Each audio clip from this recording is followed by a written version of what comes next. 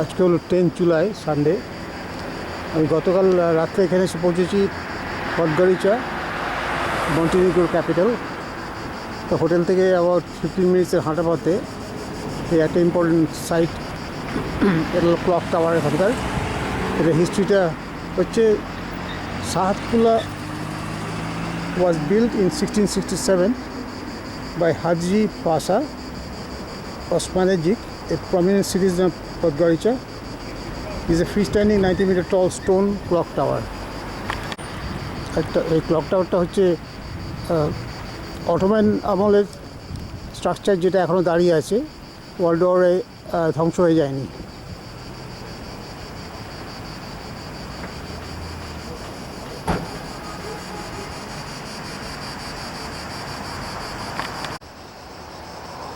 Clock tower থেকে হাঁটতে হাঁটতে ইস্কান্ডার মস্ক বলে একটা পুরনো মস্কের রুইন্স আছে, সেটার দিকে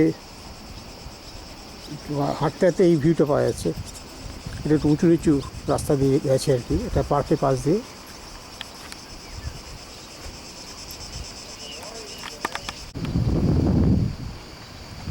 নদীটার নাম হলো মোরাচা রিভার, MORACA।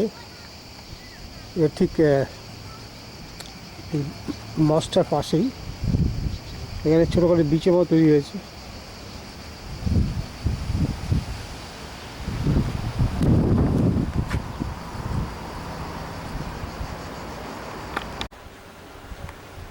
এর আগে যেটাকে মস্ক ভাবছিল সে নয়, অন্য কোনো স্ট্রাকচার। অ্যাকচুয়ালি মস্কটা এখানে রয়েছে একটু দূরে ওখান থেকে, এবং দেখে মনে হচ্ছে খুব পুরনো মস্ক নয় এটা।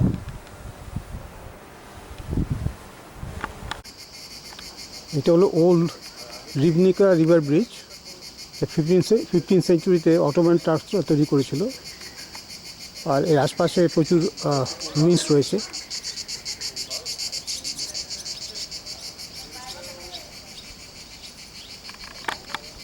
এই প্যালেসটা সম্বন্ধে লেখা আছে, the residence of Nikola Petrovich was built in 1891. The castle is located in the middle of the city park on the bank of the river Moracha.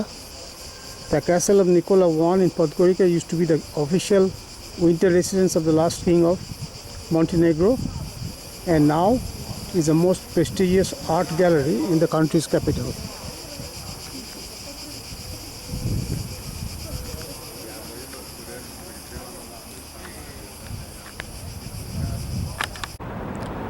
এখন এই ক্যাপিটাল প্লাজার সামনে এসেছি, এখানে স্ট্যাচু রয়েছে।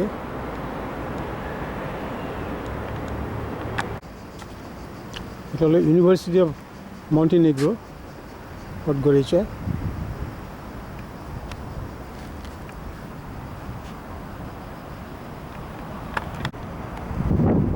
স্ট্যাচুটা হলো অ্যাকচুয়ালি সেন্ট পিটার সেটিনস্কির স্ট্যাচু। এটা actually ইউনিভার্সিটির সামনে, ক্যাপিটাল প্লাজা এখন আসেনি। এইটা হলো ক্যাপিটাল প্লাজা।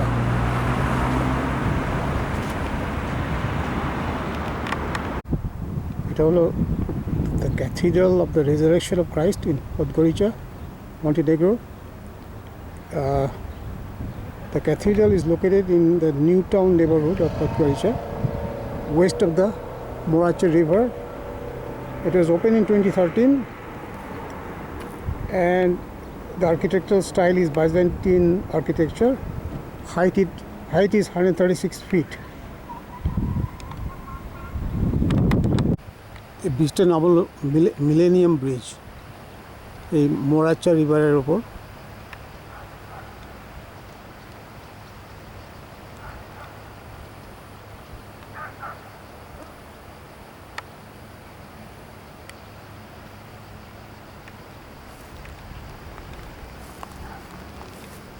খুব বেশি জল নেই এখন।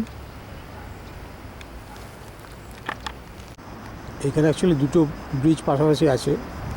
এর সামনে এটা হলো ফুট ব্রিজ, আর পেছনে এই বড়টা হচ্ছে গাড়ি রাস্তা।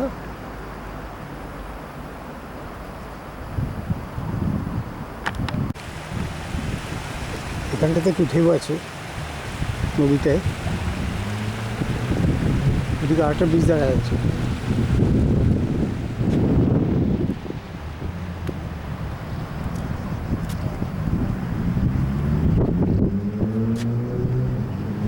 পরে কিছু কিছু লোককে দেখতে পাচ্ছি নদীর ধারে বসে আছে বা জলে নেমেছে।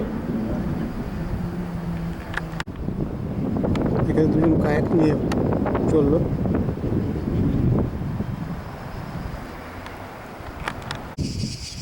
Saint George's church.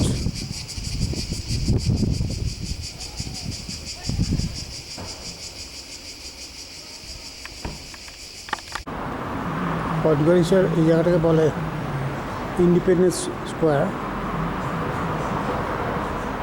হোটেল থেকে বেশি দূরে নয় এটা। আজকাল 11ই জুলাই, এখন বিকেলবেলায় আমি টিরানাতে এসে পৌঁছেছি, আলবেনিয়াতে। এখন হাঁটতে বেরিয়েছি। একটা স্ক্যান্ডিনেভিয়ান বলে একটা স্কোয়ার আছে বড়, তো কাছাকাছি এটা সুন্দর দেখতে একটা চার্চ দেখতে পাচ্ছি, খুব মডার্ন লুকিং বিল্ডিং।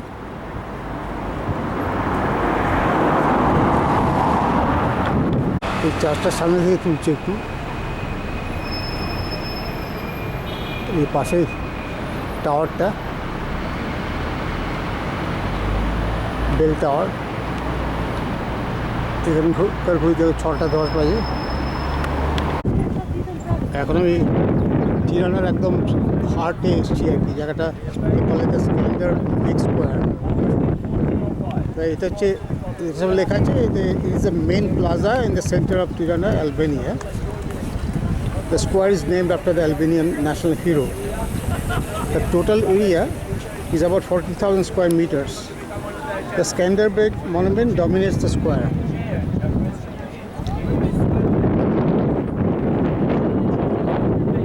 তারপরে লেখা আছে many buildings including Tirana International Hotel, which দেখা যাচ্ছে, the Palace of Culture, the National Opera, the National Library, অপারেটর দেখা যাচ্ছে ওখানে, the National Library, the National Bank, the Ethem Bey mosque, ওটা দেখা যাচ্ছে মস্কটা, the Clock Tower, the City Hall, the Ministry of Infrastructure, the Ministry of Agriculture, the Ministry of Economy, the Ministry of Energy, and the National Historical Museum are all situated at the square.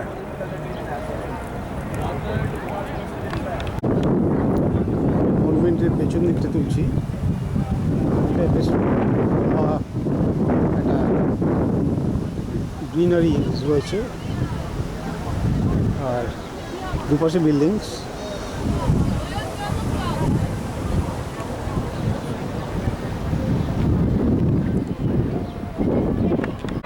এই চার্চের ঘন্টা বাজছে এখন। এখানে I love T sign রয়েছে একটা।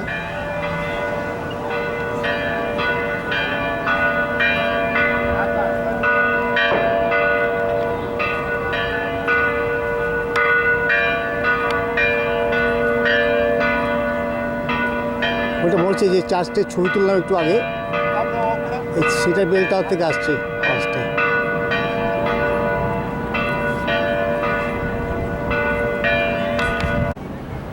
Opera হাউসের সামনেই অ্যালবেনিয়ার ফ্ল্যাগটা উঠছে।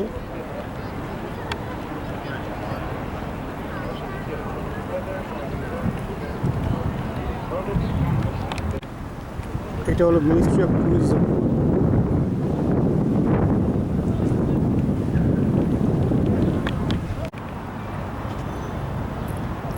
এটা আরেকটা কোনো মিনিস্ট্রি।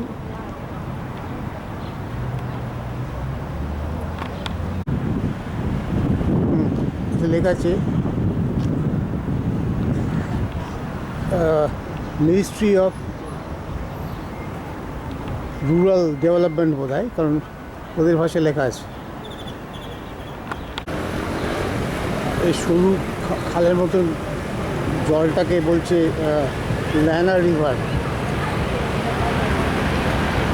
দুপাশে গাছ রয়েছে প্রচুর, একদম মানে লম্বা রাস্তা চলে গেছে দুপাশ দিয়ে, আর দুপাশে গাছ।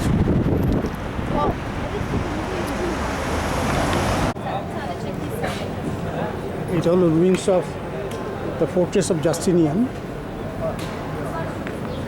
এখন মেনলি ওয়ালটাই দাঁড়িয়ে আছে। এটা সব লেখা আছে যে it's a castle in Tirana, Albania. Its history dates back before 1300 and is a remnant from the Byzantine era. The fortress is the place where the main east, west and north-south roads crossed and formed the heart of Tirana.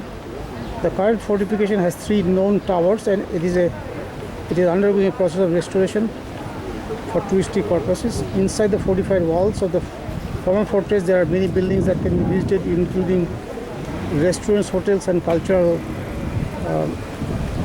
institutions. সামনে সব modern buildings এখন।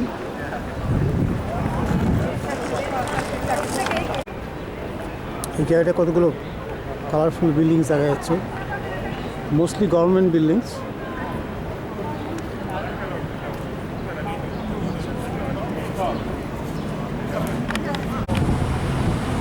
এটাকে বলছে cloud pavilion.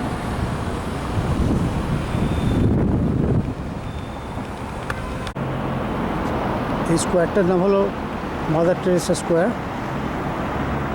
চারদিকে buildings রয়েছে অনেক, বিভিন্ন রকম বিল্ডিংস, কিছু কিছু গভর্নমেন্ট বিল্ডিং, যেমন সামনেরটা।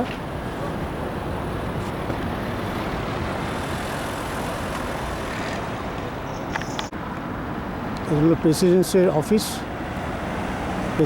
অফিস অ্যালবেনিয়ার। আর এদিকে হলো, উল্টো দিকেই হলো কংগ্রেস, প্যালেস অফ কংগ্রেস।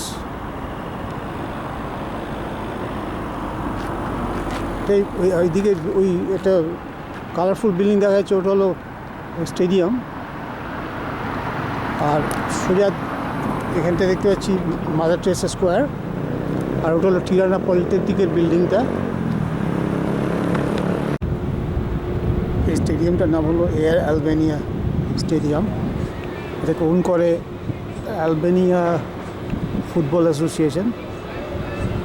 আর এখানে ওদের ন্যাশনাল ফুটবল টিম খেলে রেগুলার। আর এদিকে এই টাওয়ারটার ওখানটায় ওটা হলো ম্যারিয়টের হোটেল।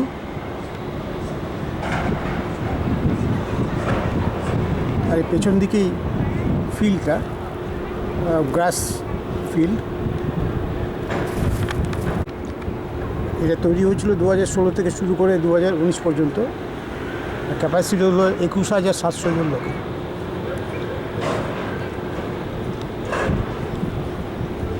এই রাস্তাটার নাম হলো বুলেভার্ডি বাজরাম খাড়ি।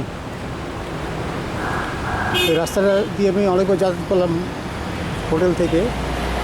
আর এটা খুব সুন্দর, দুপাশে গাছপালা আছে, দুপুর সেরের। এখন ভর দুপুর, কিন্তু এখানে একদম রোদ নেই, দুপাশে ফুটপাথ করা আছে।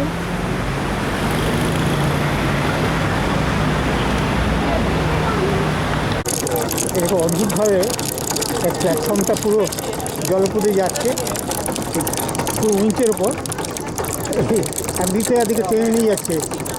আমি এটা এখন ওই বিট্রিন ন্যাশনাল পার্কে এসে পৌঁছেছি।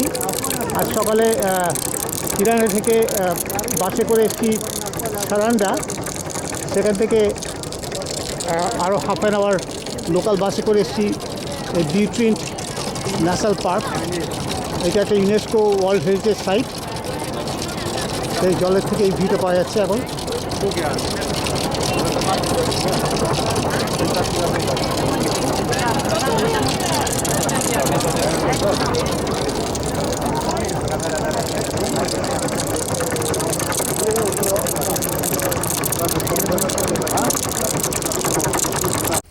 এটা হলো ভেনিশিয়ান ট্রায়াঙ্গুলার ক্যাসেল।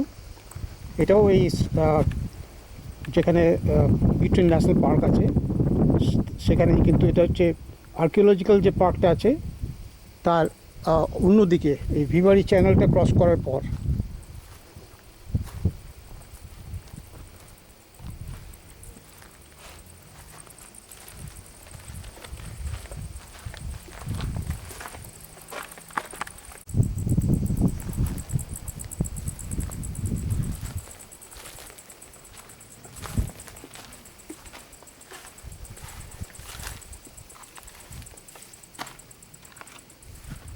এটা চেম্বারের মধ্যে ঢুকলাম।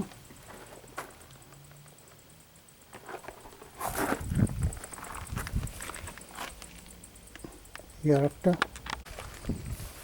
এই ঢুকেই একটা মার্কার রয়েছে, লেখা আছে ওয়েলকাম টু বিউট্রিন্ট।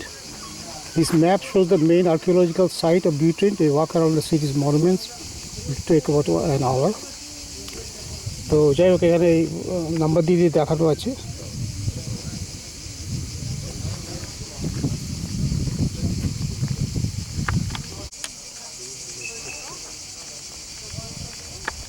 এটা সম্বন্ধে লেখা আছে Venetians at Butrint. The Republic of Venice was an economic powerhouse dominating Mediterranean trade between Europe and Levant through naval might from the 11th to the 18th centuries. In 1387, the Republic purchased Corfu along with Butrint to control shipping and trade along the Adriatic coast. Aside from its strategic importance, the enclave at Butrint provided fish, timber, olives, and pastures for the horses of the Venetian garrison on Corfu.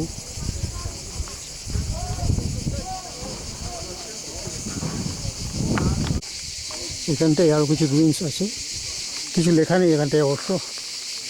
Theatre,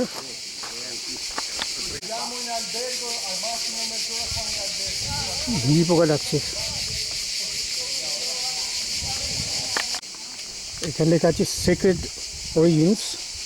Butrint owes its growth and early fame to a sanctuary dedicated to Asclepius, the god of medicine, founded in the 4th century BC. The sanctuary was located on the south slope of the Acropolis. Worshippers came to the sanctuary in order to be healed, leaving symbolic objects and money to the god and his attendant priests. The sanctuary was the making of Butrint, and the sacred powers of Butrint's water were to be revered as long as the town lasted.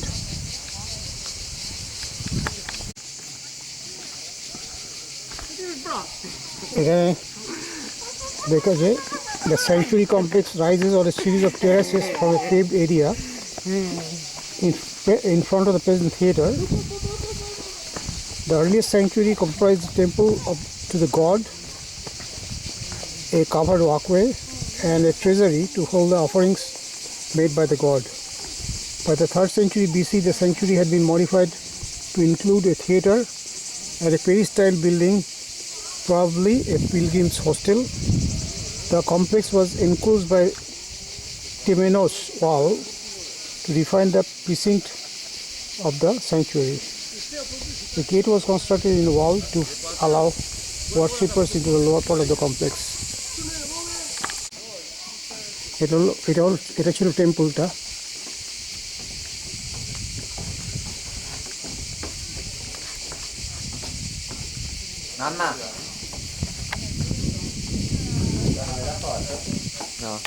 স্টেডিয়ামটা ঠিক মাঝখানে দাঁড়িয়ে আছি, 360 view পাওয়া যাচ্ছে এখান থেকে।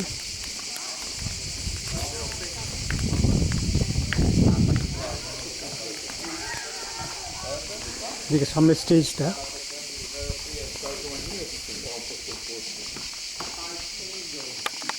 এখানটা লেগেছে Roman forum. Julius Caesar's designation of Butrint as a Roman colony in the 1st century BC led to dramatic changes in the city's infrastructure.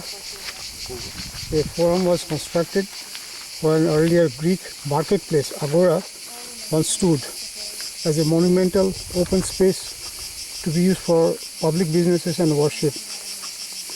To the north of the forum, 3 shrines were built. The shrine হবে, 3 shrines were built with the dedication of the central chamber to Minerva Augustus, revealed by fragments of marble description.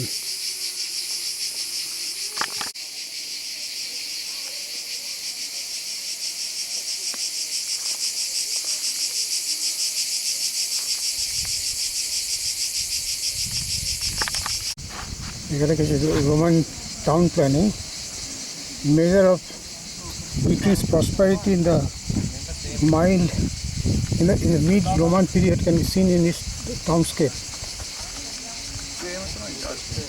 The plan of the new Roman town was very different to the earlier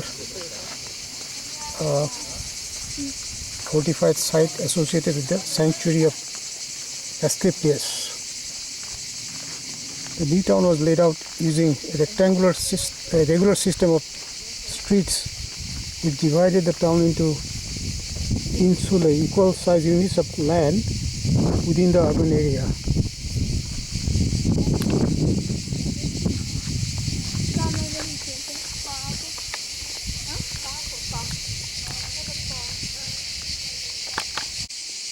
এখানে লেখা আছে the baptistry and its mosaic pavements. The Butrine Baptistry is one of the outstanding early Byzantine monuments of the central Mediterranean. Its complex structure ranks it alongside the large freestanding baptistries of late antique and medieval Italy, and its extraordinary mosaic pavement is the best preserved and by far the most elaborate of any of these.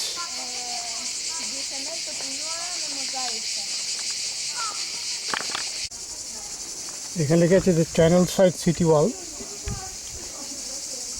The waning power of the Roman Empire in the west initiated substantial changes at Butrine that are reflected in the construction of a new defensive wall in the second quarter of the 6th century AD.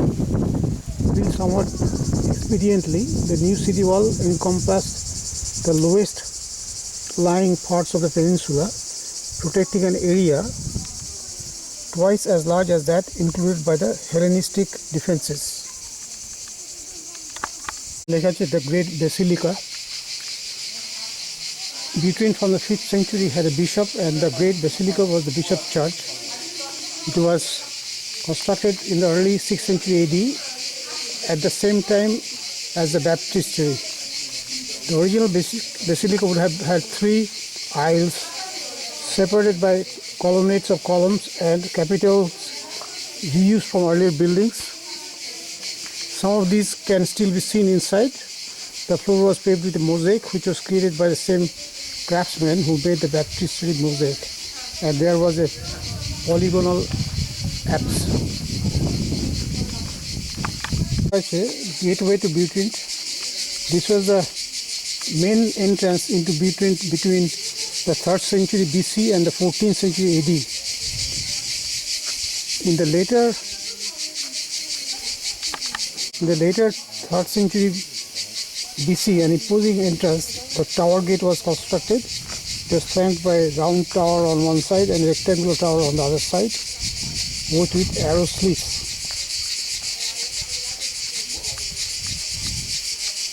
এই বেসিলিকার ভেতরটায় ঢুকেছি। এটা বেশ আস্ত আছে এখনো।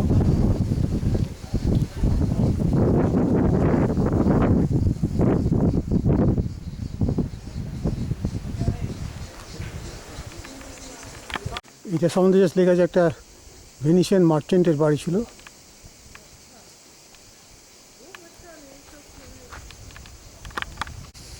এটা সম্বন্ধে লেখা আছে a private residence, the Triconch Palace. Butrine had many townhouses and villas. Of these, the so-called Triconch Palace has been examined in great detail. The original townhouse was developed into a great palace around AD 400.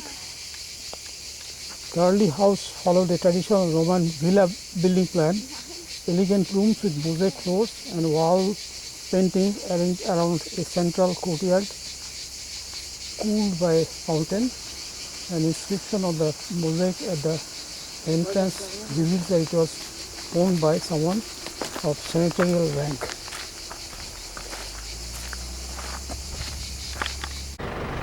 এটা 5th or 6th century AD-তে তৈরি একটা সিনাগগের ruins দেখা আছে।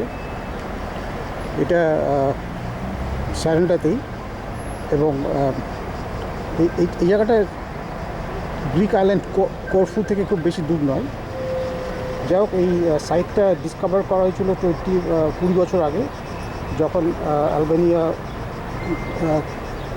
এতে communist রুলে ছিল।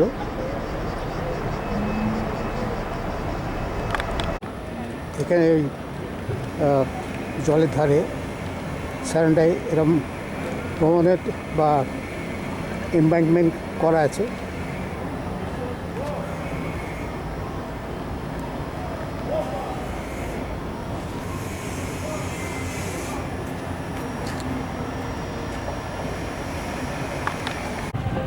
এখান থেকে বিভিন্ন জায়গায় জন্য বোট ট্রিপ এর ব্যবস্থা আছে।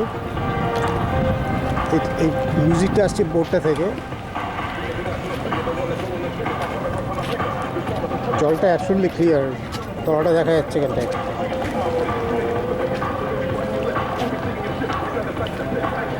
এটা হলো সারেন্ডার ভিউ, জল থেকে যে দেখা যায় আর কি, মানে জলের ধার থেকে।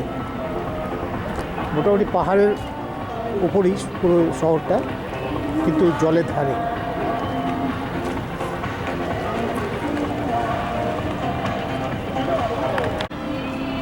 এটা হলো সারেন্ডার বিচ। এখানে আরও অনেক বিচ আছে, কিন্তু এটা হচ্ছে একদম সিটি সেন্টারের পাশেই। বাস স্টপটা খুব কাছে এখান থেকে। আমি একটু পরে এখান থেকে বাস ধরবো বেরাত যাওয়ার জন্যে।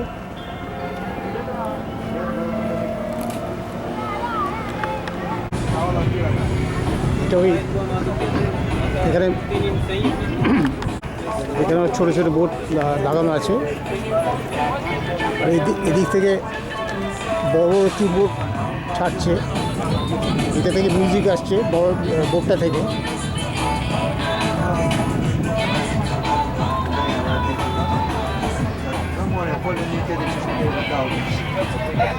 এখানে একটা প্ল্যান ম্যাপ দেওয়া আছে। এটা সিনাগগ এবং basilica at the same place. Actually সামনের দিকটা হচ্ছে সিনাগগটা দেখানো আছে এখানে, যে পেছনে ABCD করে দেওয়া আছে যে ব্যাসিলিকা ছিল।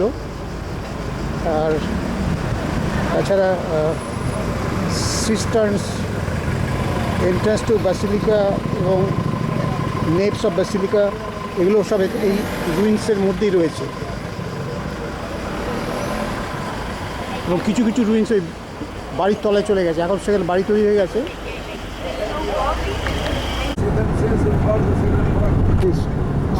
সারান্দা থেকে বেরাত যাওয়ার রাস্তায় এই ভিড়ে পাওয়া যাচ্ছে।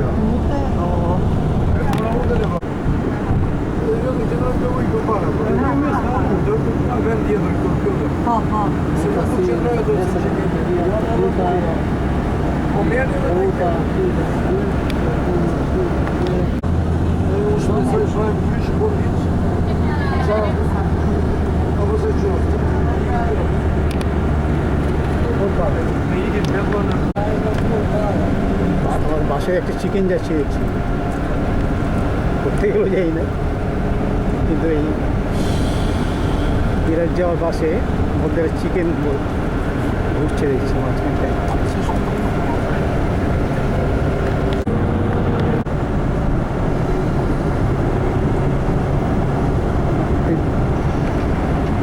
রাস্তার পাশাপাশি একটা নদী যাচ্ছে, পাহাড়ের রাস্তার মাঝখানে যে নদীটা যাচ্ছে প্রায় পুরো রাস্তাটাই।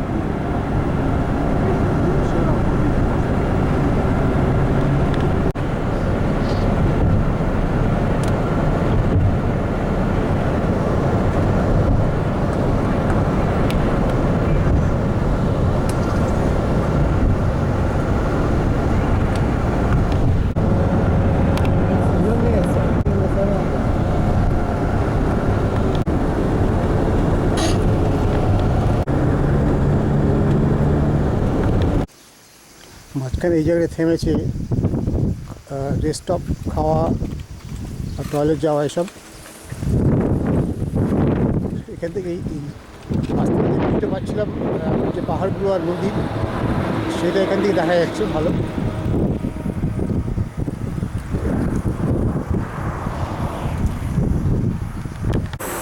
এই যে চিকেনটা এখানে এই লোকটার সাথে আছে বলে, লোকটা বোধহয় নিয়ে যাচ্ছে চিকেনটা আমাদের বাসে করে। এটাকে বলছি মিডিয়েবল সেন্টার অফ বেরাট।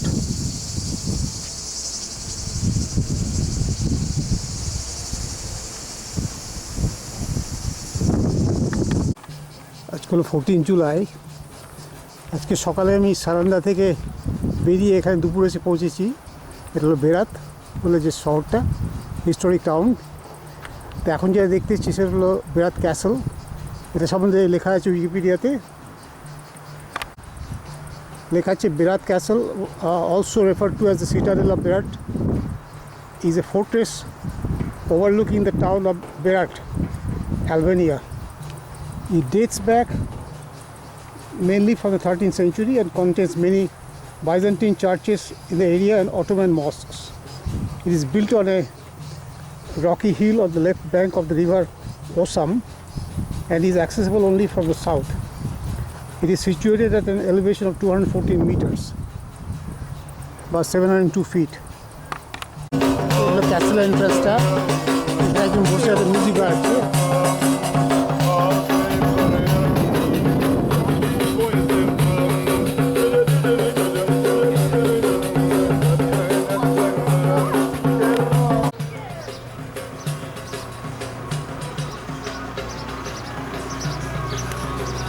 অ্যাকচুয়ালি ওই এন্ট্রান্সটার পরেই মেন এন্ট্রান্স রয়েছে ক্যাসেলের।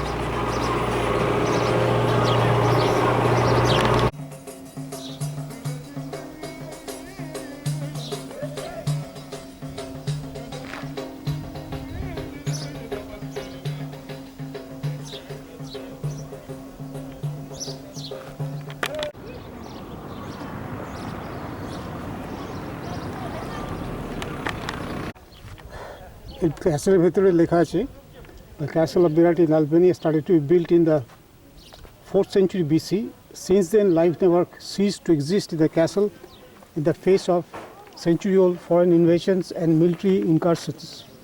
Today, the castle integrates layers from different civilizations such as Roman, Byzantine, and Ottoman.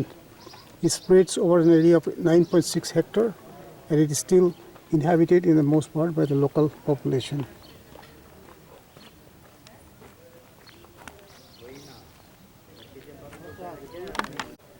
তারপর লেখা আছে, it features considerable number of houses, religious buildings and forms of art tending to the cultural and spiritual development of the inhabitants. In July 2008, the castle of Berat, along with quarters of Mangalem and Gorica, was inscribed under the UNESCO World Heritage List. এরকম একটা রাস্তা চলে গেছে মানে সিটিটার গা, মানে Waals গা দিয়ে। এখানে লেখা আছে শেষি কস্তান্দিনী ওয়ান মাদ। শেষি মানে স্কোয়ার।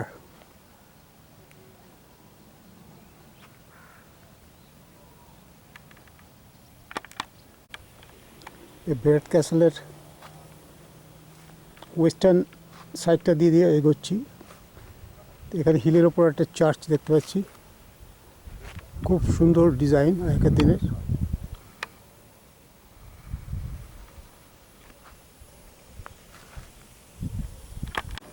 এই ক্যাসেলের ওপর থেকে নিচে শহরের এই ভিউটা পাওয়া যাচ্ছে।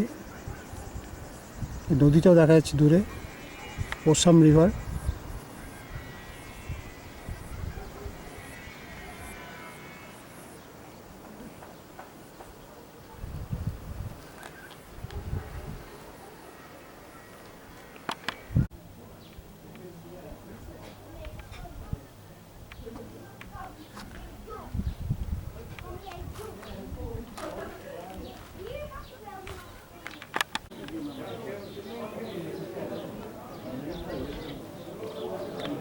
একটুখানি ভেতরে ঢুকেছি ওল্ড সিটির।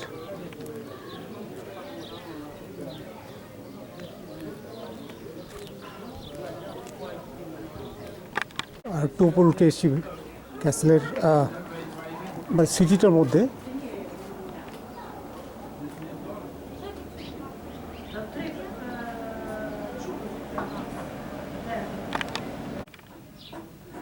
এরকম পাথরের রাস্তা, আর দুপাশে পাথরের মোস্টলি বাড়িগুলো, টালির ছাদ। এই রাস্তার নামগুলো লেখা আছে এখানে।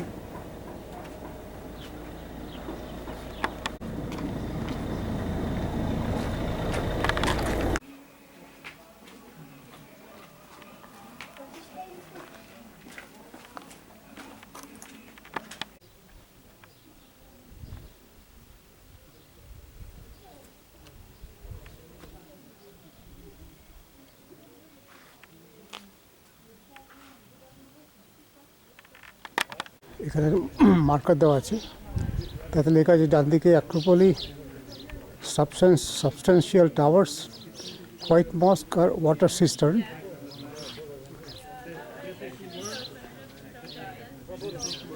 আর কিছু লোককে দেখছি দেয়ালের উপর উঠেছে, এই থেকে একটা গ্রুপ ফিরছে। এখানে একটা দোকান, সুভিনিয়ার, ওখানটা লেখা হচ্ছে ওয়াটার সিস্টার্ন।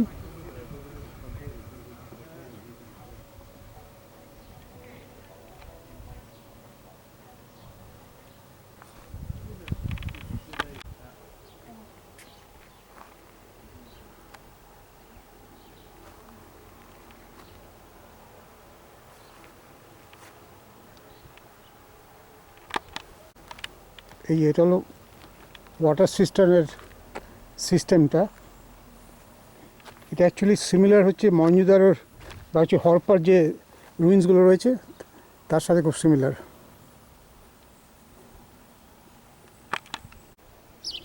এই ক্যাসেলের অনেক ওপর থেকে এই ভিউটা পাচ্ছি।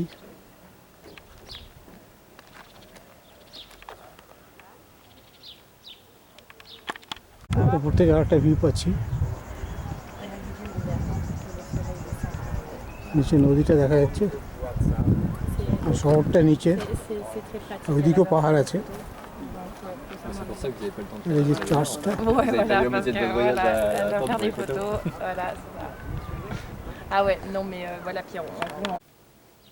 এখানে ফোর্ট্রেসটা দেখা যাচ্ছে একদিকে, আর অন্যদিকে ওয়ালের মানে বাউন্ডারিটা, ওয়ালের সঙ্গে সঙ্গে যেখানে যেখানে টাওয়ার রয়েছে সেই টাওয়ারগুলো রয়েছে।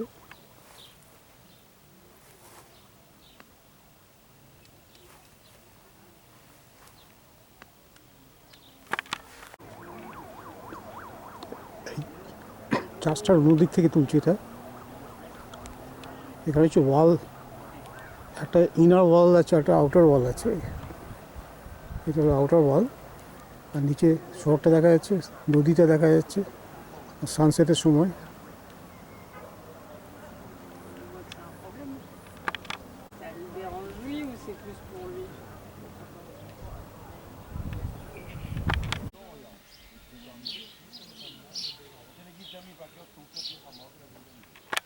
এখানটা লেগেছে the ruins of the Red Mosque, the castle of Berat. The Ottoman traveler writer writes about this mosque as an old, lonely and strange mosque built in antique style.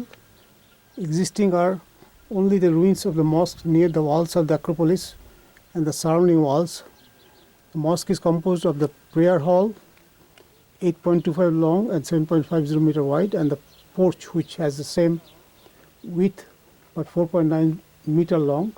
The minaret is well preserved with intact architectural values. The rectangular base and the pentagonal base of the minaret is built with cloisonnage technique with 2 horizontal and 2 vertical rows of tiles and clean joints.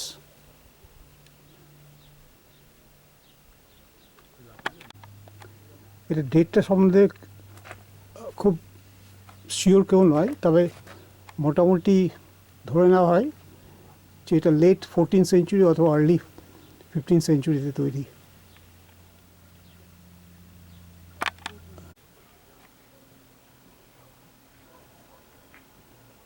এই টাওয়ারের পেছন দিকটা মানে প্ল্যানটা বয়ে যাচ্ছে, দেয়ালগুলো নেই এখন। দেওয়ালটা এইভাবে চলে গেছে।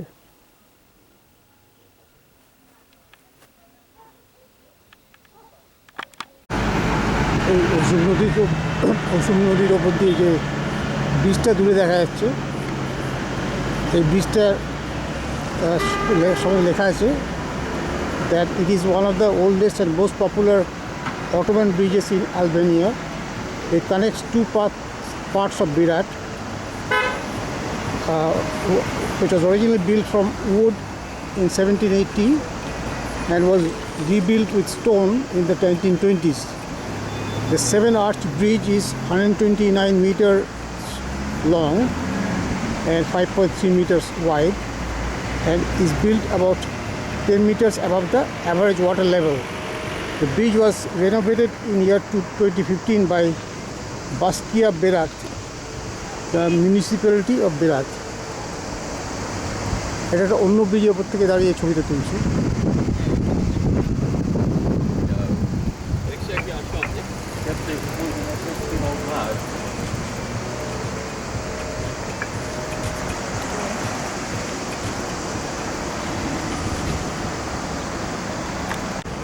বেরাতকে সিটি অফ 1000 উইন্ডোজ বলা হয়। এসব অটোম্যান হাউসেস, আগেকার স্টোন হাউসেসের উইন্ডোগুলো সব দেখা যায় কাছাকাছি।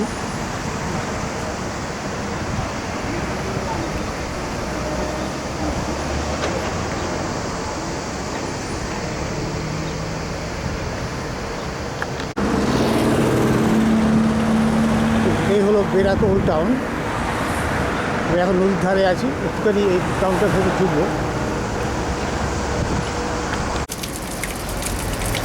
এই ওল্ড টাউনের সরু সরু অনেক স্টেপ ফুটে গেছে, এটা একটা জায়গা এরকম। এটা সামনে লেখা আছে that the former palace of the Pash. Until 1945, the Sarai or palace of the Pasha of Berat stretched south and east of Mangalem quarter in the most appropriate section of the city for building large complexes. Has been preserved to indicate its former grandeur because of various reconstructions which destroyed many of the early buildings. What is left is a stone structure with a system of monolithic stone pillars and arcades, part of the harem-lik or women's quarters. The structure is distinguished by the high quality of stone carvings and the graceful architectural view that demonstrates to the visitors the previous elegance of the palaces.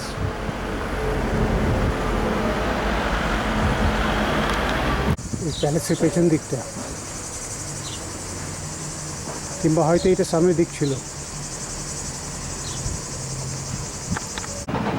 Old টাউনের narrow লেনগুলো দেখা যাচ্ছে, সবই পাথরের, বিল্ডিংগুলো পাথরের, রাস্তাগুলো পাথরের।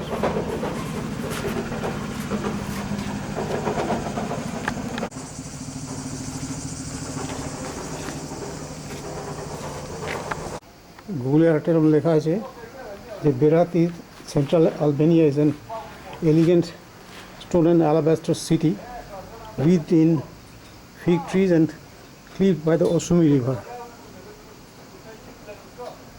An ancient Illyrian settlement turned Byzantine frontier town, Berat is known for the Ottoman houses that cascade down both sides of the gentle river valley. Evenly spaced portals cut into the stone facades, then it the famous epithet, the city of 1000 windows. Old টাউনের ভেতর দিয়ে একটা ওপরে উঠে এসেছি, এরকম narrow একটা গলি দিয়ে যাচ্ছি এখন। দুপাশে পাথরের বাড়ি আর পাথরের রাস্তা।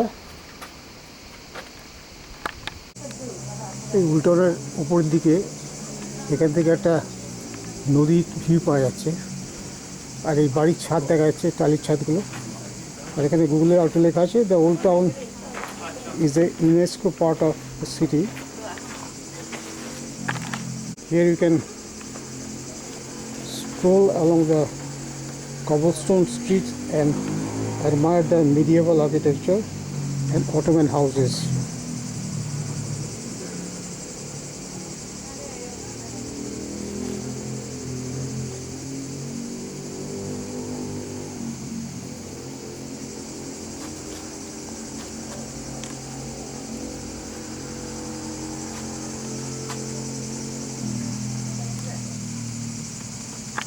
পাশে একটা আঙুর গাছে দেখছি, আঙুর ঝুলে আছে, গ্রিন গ্রেপস।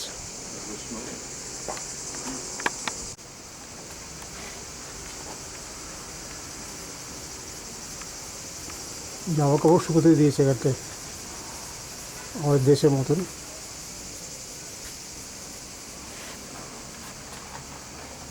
রাস্তাটা নেমে গেছে আস্তে আস্তে।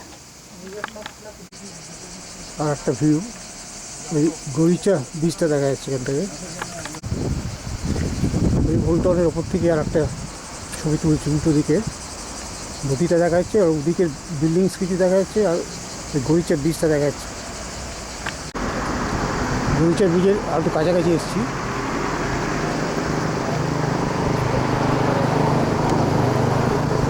এখানটায় অনেকটা জল আছে।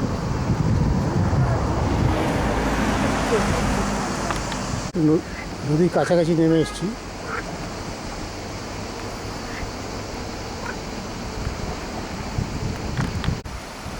এই গরিচা ব্রিজের মাঝামাঝি স্প্যান থেকে দাঁড়িয়ে ছবিটা তুলছি।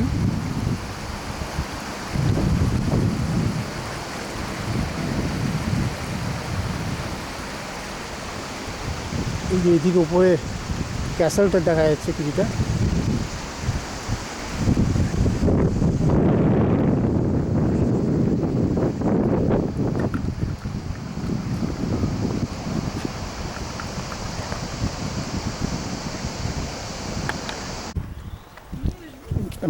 ডুরস বলে জায়গাটা এসেছি, স্পেলিং হলো DURRES। আজকে ওই বেরাত থেকে তিরানা যাওয়ার পথে এখানে থেমেছি।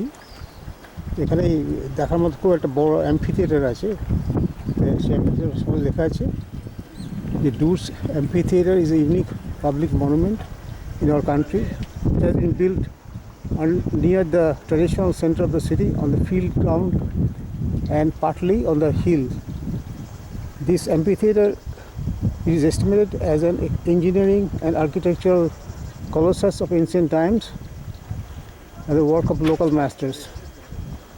It has an ellipse shape with a diameter of 136 meters and a height of about 20 meters. It was built in the beginning of the 2nd century at the time of Roman Emperor Trajan, 98 to 117. There were about 15 to 20,000 spectators attending matches between gladiators. The main entrance was situated in the northern part and an exit to the southern part on the same axis. The eastern facade faced the city center and was a double-decker with columns and arches on to a decorative structure with windows. The discovery of the arena will clarify the function of the amphitheater. Games at the ancient amphitheaters were stopped by the Roman Emperor Honor in 404 AD.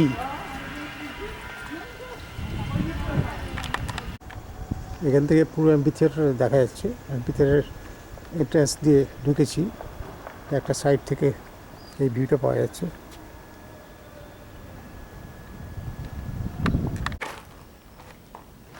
এই amphitheatre এখান দিয়ে সিঁড়ি নিচে নামা যাচ্ছে।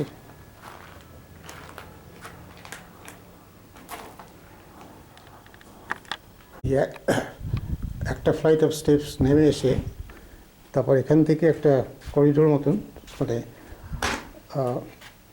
পুরো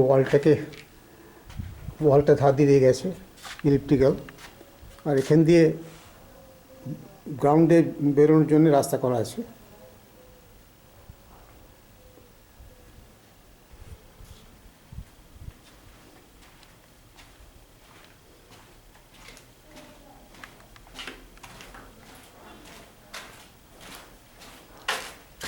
যে আর একটা বেরোনোর রাস্তা।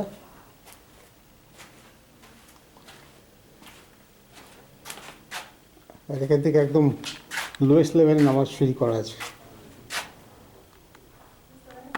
লোয়েস্ট লেভেলে এরকম দেয়ালের মধ্যে সব সুন্দর কাজ করা আছে, মোজাইক করা আছে, খুব সুন্দর আছে এখন এটা।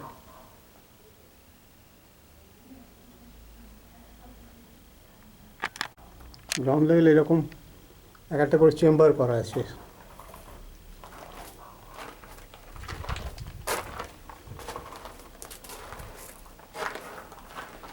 এইদিকে অ্যাম্ফিথিয়েটারটা গ্রাউন্ড লেভেলটা, অ্যাকচুয়ালি এটা গ্রাউন্ড লেভেল থেকে একটা লেভেল নিচে।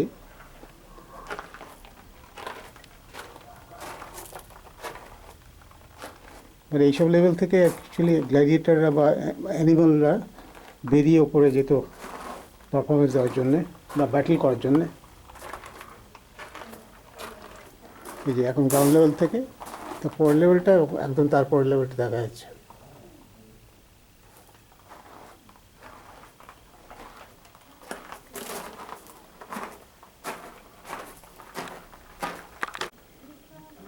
এই যে আর একটা এক্সিট।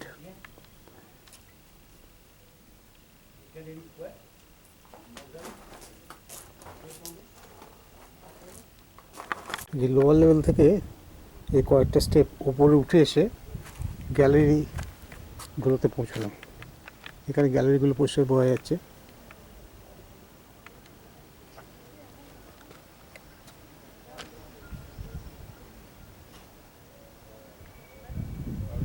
পুরোটা নেই, মানে অর্ধেক বা 1/3 মতন নষ্ট হয়ে গেছে।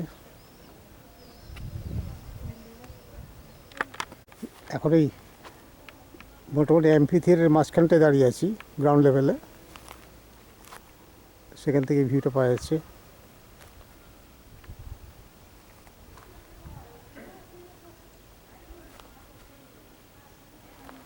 মানে গ্যালারিতে যাওয়ার জন্য দুখানা করে এন্ট্রেন্স ছিল, একটা লোয়ার লেভেলে আর একটা আপার লেভেলে।